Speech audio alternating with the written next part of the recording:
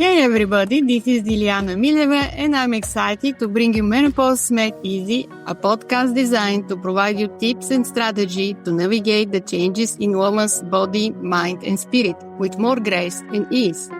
I appreciate you tuning in. Remember to like, subscribe and turn on your notifications so you are updated of each episode release. Alright, let's dive in.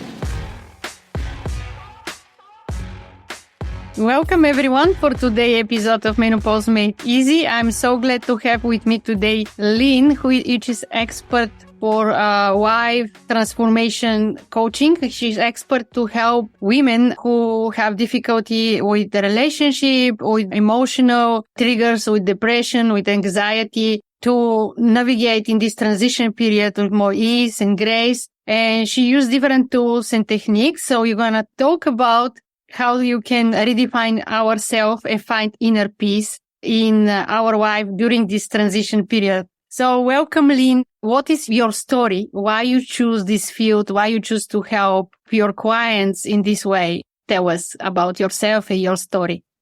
Okay. Well, I was sharing with you earlier that my original career was as an opera singer. And I was very passionately involved in that career. And at the same time, very mysteriously, my body started to break down and I was getting more and more ill. And because as a singer, your body is the instrument, I had to find answers. So after a very long and arduous and difficult journey, going down many rabbit holes and not really getting what I needed, something almost miraculous occurred when I was in my mid-40s, just before my own menopause symptoms showed up. And I found some answers to the things that were causing me to be so physically ill and also emotionally depressed. And one would have thought that I would have just gotten back on the horse and then continued further with my opera career.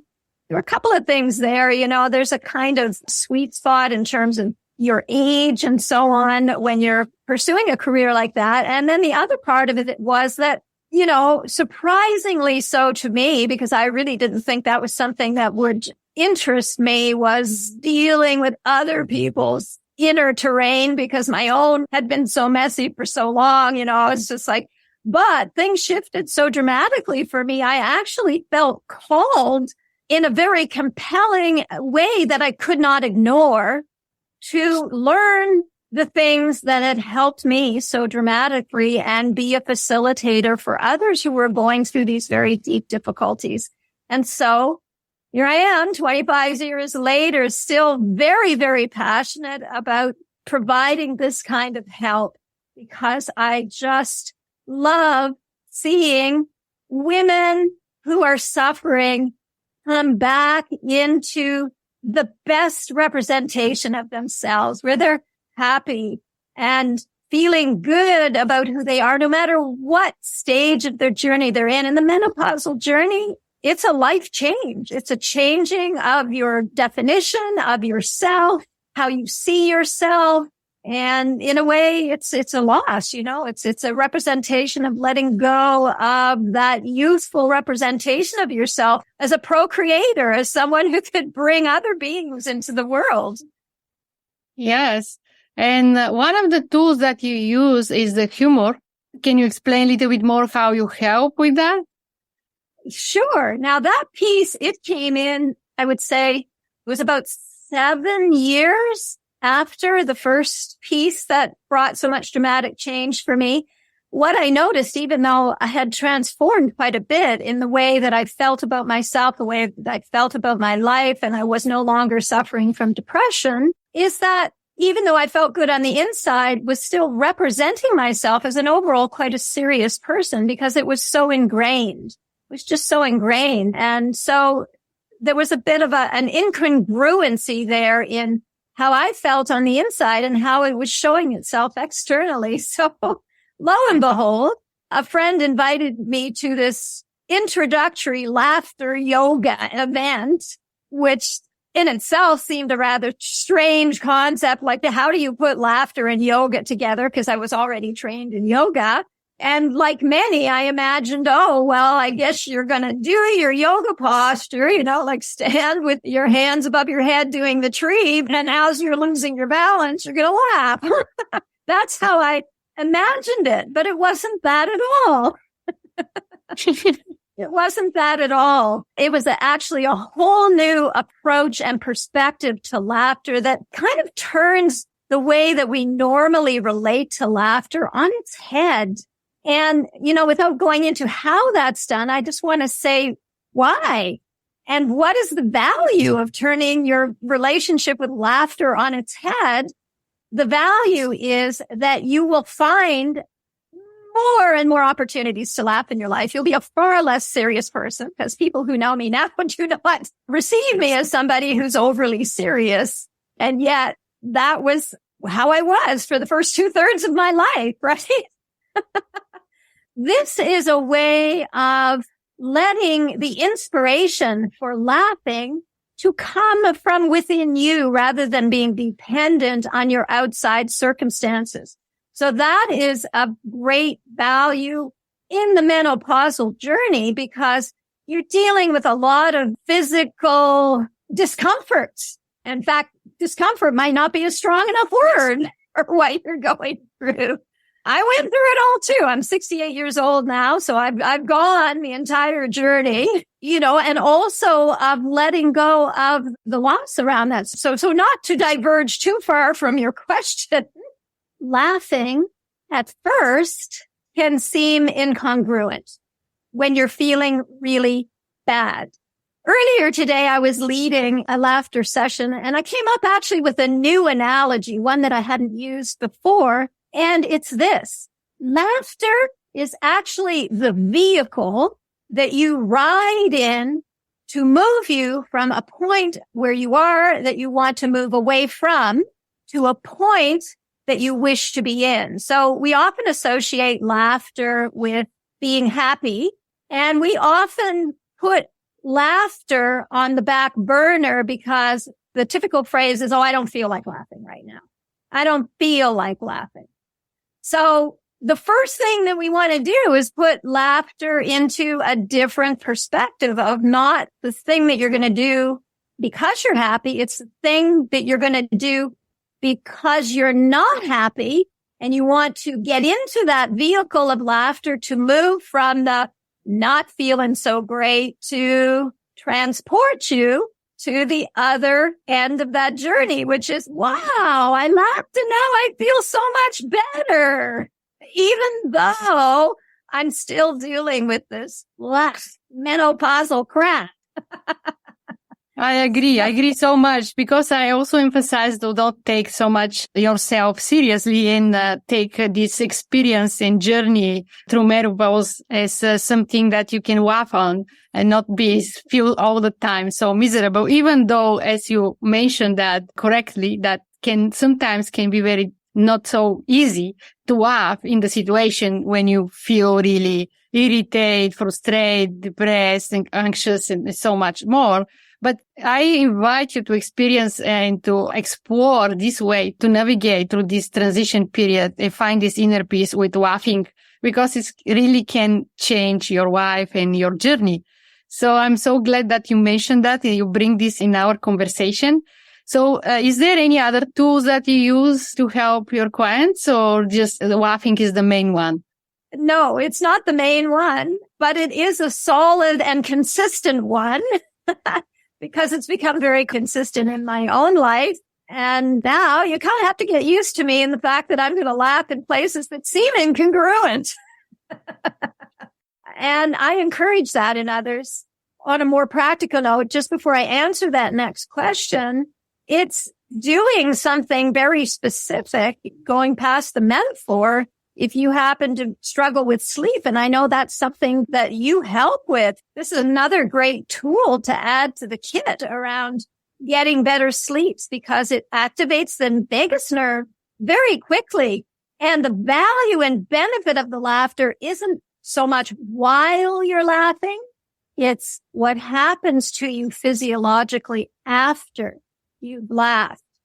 Because after the laugh, there's a sense of calm and peace because the laughing switches you out of the fight and flight nervous system and into the parasympathetic, where it becomes easier to breathe deeply. And you can't fall asleep if you're not breathing well. So just wanted to add that extra piece of context around the laughing and what it can actually do for you on a physiological level. So another piece in my toolkit has to do with letting go of grievances. Okay. And I'll tell you, one of the grievances and difficulties that I had to let go of when I was moving through my own menopausal journey was I had a dream of being a mother and having a family and raising children. And the circumstances that would have supported fulfilling that dream had not fallen into place. And then as I was going through menopause, I was having to deal with the heartache of letting go of that dream and realizing, yes, I could still adopt or whatever, but my dream was I wanted to procreate right from my own body. So forgiveness was a really, really useful tool for me. And it is for so many when we're dealing with loss. So every phase of life that we're going through, there are gains and there are also losses. There are things that we are against our own best wishes, having to let go of them.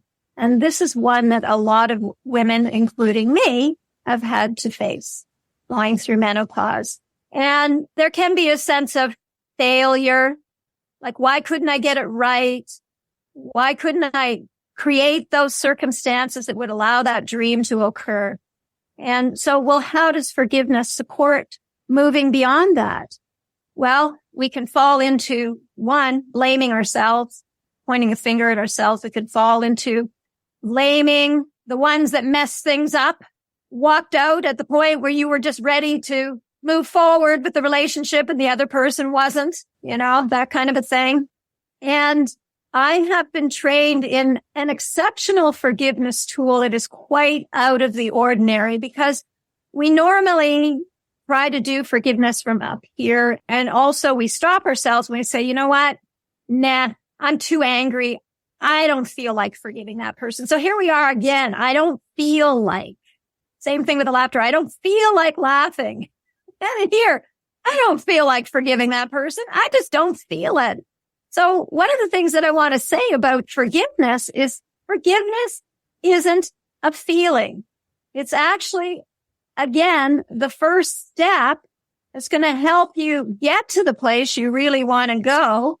And it's going to be the first phase of being able to move out of stopping yourself because you don't feel like it. And it's really your head that's stopping you. It's not your heart. If your heart was in it, there would be no question. Forgiving is always there when the heart is open enough to see the truth of what's really going on. So this exceptional way of forgiving that I was shown, I had already tried other ways of forgiving. So it helped me to realize that actually the forgiving is just the first step and it's a decision. Forgiving isn't a feeling, it's a decision. You decide, even though you're still angry or upset or blameful or whatever it is, you're going to do it. And it's ever so more graceful and easy to do it in the presence of another. You like having at least one other person be witness to that journey. And the most important person to be witness to your forgiveness journey is yourself. And so the modality that I'm trained in is called new decision therapy. New, as in new and old. Decision, making a decision therapy. So you're making a new decision around an old or existing circumstance that will transform how you're perceiving your situation in relationship to yourself and in relationship to other people. So that facilitates being able to let go of the thing that's making you angry or upset, depressed. And the bulk of that forgiveness journey takes place with you not looking at the person who's helping you, but looking face to face in a mirror with yourself. The thing that this type of forgiveness that I've been trained in is doing a lot differently, is that certain energy pathways on the body are being stimulated and opened, specific acupressure points that open up and allow for a cleaner line of communication to occur between your heart and your intellect. So they're communicating more effectively with each other, your heart and your intellect, your mind and your body. And so it links everything up.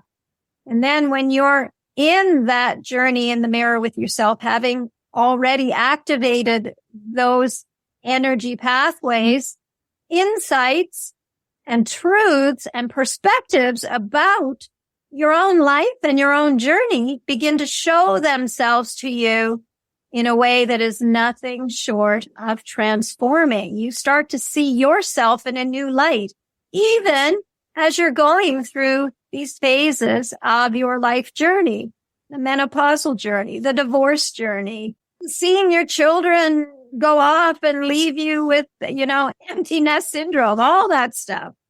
It's so interesting, actually. It's very interesting approach. I never met this kind of approach. So how you work with people, how they can find you? Do you work with a one-on-one coaching, or you have group program or workshops? What you facilitate and how they can reach out? Okay. So there's a few different ways. And, I'll first just say off the top, you can find my website by going to yourlifetransformed.ca because I'm in Canada. I am reachable and you can work with me either online, or if you happen to be in the Toronto GTA area, you can work with me directly in person. Around the laughter piece, I just want to put it out that I actually every 2 weeks on a Tuesday, just for 30 minutes, you get a really intensified, compact experience of laughing online with me and a few other people in the Zoom room. And that's absolutely on me. It's free. The information and how to get in there, it is on my website. And you can also reach me at forgiveandlaugh@gmail.com. I also train people to lead other people in laughter. And so 2 or 3 times a year, I will do an actual certification training. I also train people in this beautiful forgiveness process that was developed by Dr. Candace Blakely. She's no longer on the planet, but she did ask me to keep her work alive in the world. And so I'm very committed to that. I do work one-on-one. I can do either the laughter or the forgiveness. And there's so many other things in my toolkit as well. I can imagine. Yeah. Yeah. But I lead with these ones. And then there's lots of other juicy things. I love that. I love what you're doing and how you help. So what is the one thing that people can remember and start to implement in their life so that they, either with laughing, either forgiveness, so that it's come like a habit or practical tools that they can use in everyday life and that can change their life? The time to insert more laughter into your life starting now. The time to let laughter come forth is now. And just remind yourself, it's going to feel stupid. It's going to feel silly. It's going to feel counterintuitive because you haven't been doing it that way, but you're going to leave out the jokes, the humors, the comedians. You can still do all that. You know how to do that. But by allowing yourself to be the generator of laughter, that rather than something outside of you, it empowers you to get into a better feeling state inside of yourself immediately. So I'm going to invite you, Dilyana, to laugh with me right now. And we're going to invite whoever is listening to join in with us because the time for laughter is now. Imagine you've got a watch on your wrist and you're looking at it. It's like, oh, time to laugh. Well, if somebody was going to offer you $1 million, if you could make a laughing sound, I bet you could do it right now. So let's do it.